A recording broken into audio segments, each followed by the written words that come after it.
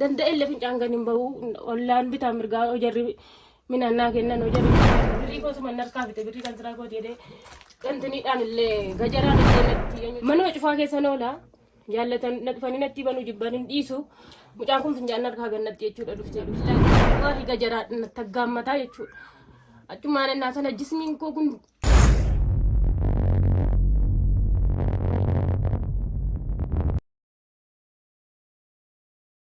maqaan koo Limaa Dambalin jedhama.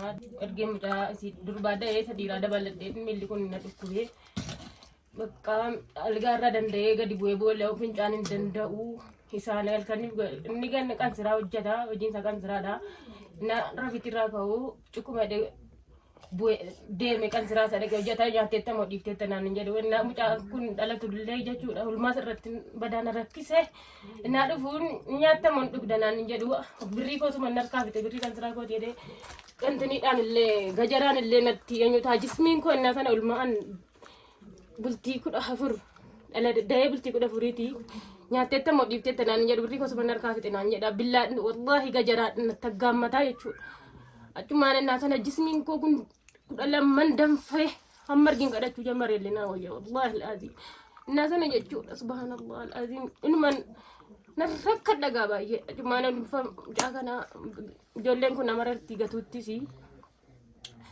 achumaan jechuudha mucaa kana inuman nan ciisaan dhukkubni kun bakka natti argame danda'e illee fincaan gadi hin bahu ollaan bitaa mirgaa hojarri minannaa kennan hojarri bishaannaa kennan hin nyaadha hojaa gaafa jaallatan kan jaraati gati ta'e manuma cufaa keessa noola jechuudha mucaan sabiyyiin kun illee ijaadatti wallahi manuma cufaa keessa noola jaallatan na dhufanii natti banuu jibban hin dhiisu mucaan kun finjaan narkaa gannatti jechuudha dhufte abbaa bira oolti abbaan immoo birrii kana baradoodhaan xuuxaa jedhee nyaachisee ka'ee garuu mucattiisii kana birrii 15 fayyannaa fi hanganaan garuu nyaatteetta moo dhiifteetta naan hin jedhu achumaan inni bahee fuudhee jechaadha innuma inni bahee fuudhu ani immoo bakka ati koo dhuftee isiinis waa tokko hin qabdu bakka mishiinii kan jedhamtu jira mishiinii dhaqii naan jette mishiinii dhaqin nama siin naan jettu yaa rabbi dhugaadhaa dhennaan mishiinii kana dhufu jechuudha mishiiniin kun na qabbaluu didee bakka akka carraa kooti na qabbaluu didee achumaan maadaraa kan jedhan buluu jammaree maadaraa kanatti namni uffatanaaf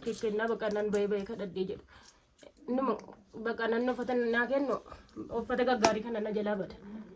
Cuman isa iyyuu ijoollee kana wajjin birrii 25 kaffalnaan jedhanii birriin 25 eessaa baay'ee bakka uffata gaggaarii silaa nan gurguraayyee nan kaffalaayyuu amma ammoo na jalaa badeeredee mana kana kireeffadhee jechuudha rabbi jedhaafa ta'u amma kanan dhufee tobbaadha jechaadha tobbaa godinuma jimmaati malee fagoo miti rakkadhee amma iyyuu kunoo rakkinumatti hin jira miilli kun illee misheenii na diddee dhabadha dhaqudhaa dheele kunoo birriin nan dhabeetuma kudhannaa ka'u kunoo nanaafessee jismuun koo kudhan lamman na luqqaayyuu kunoo wallaahi na luqqaalaa kun argina na luqqaannaa ka'u kana caala na lukkee kun afamaa lafa deema gaayyaasaa inuma rakkadha bakka rabbiin mana kana meeqaan kireeffatte? 300 meeshaa fiddee kaffalta? Rakkadhadhe oona uummanni naa kenne inna ayyaana yoo naa kennan malee akkadha karaarra oolaa waa tokko kennan cukku malee ni karaarra oolu. Birrii meeqa argatte amma gurguramuuf fakkaa kun kana? Meeqa kun amma? Birrii kan hin ga'u. Birrii 4 wayii birrii tokko shilingii sila harkaa jira. Birrii kana qofa argattee galte? Kanuma argattee galte kunoo. Kana manaan geesse. Mee amma qoy qarshii argattu amma fakkeenyaaf maal bittee galta amma fakkeenyaaf birrii argattu amma fakkeenyaaf warra birrii 20 10 fa'aa argatte maal bitta? Waa tokko wanti bitan hin jiru.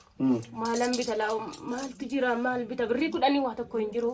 Ota akka gaadhaamii namni yoo biddeena naa fide biddeena qabbanaan na nyaadhu iyyuu kunoo garaan koo waswaatiin biddeena na dadhabee na dhukkubaara amma garaa kana. Sagalan gad biddeen ijoolleen kooti nyaatu wanni si nyaadhu garuu isumaan ijoollee doorsisaa bulaa hoo jarri biddeena firiijii kana qabbanaa kana fayyoo jarnaa kennan. Maal jechuun biddeenni sitti raafii namaa moo? Bullee. Bullee jechuudha. Sanamni nyaati hambisa. Sanamni nyaati hambisa sayyuu hundi namatti hin kennu. Aggaadhaamii warra nama rabbiitu namatti kenna sayyuu. Malee hin kennan. Maalirra bultu ammasin? Kunoo kanayyuu nama naa kenne malee inni nuu ciccitaadha. Kanarra bultu? Kanarra bullee. Kunoo inni nuu citaadha. Deebboo citaa kanarra? Mee haadha keetii maal gochuu barbaadda ala guddattu? Ni sun saraatiin natti mika. Biyya laalaqeen dhaqeen waa harka dhaqee. Waa ergitaa fi birrii ergitaa fi sana booda hoo? Sana booda immoo uffatas birris ni harkaa. Haadha keetii. Egaa kabajamtootaaf jaalatamtoota obboleettii keenya obboleettiin keenya kun Iqliimaa Dambal jedhamti. Ilmaan kana lamaa waliin mana kana keessatti haala kanaan rakkatti namni rabbis ni raaffisi obboleettii keenya kana bira kan akka kanaan dura gochaa turtan akka bira dhaabattan waamicha obbolummaa isinii dabarsuun barbaada. Ana Abdii Geetaachoo Abbabeeti.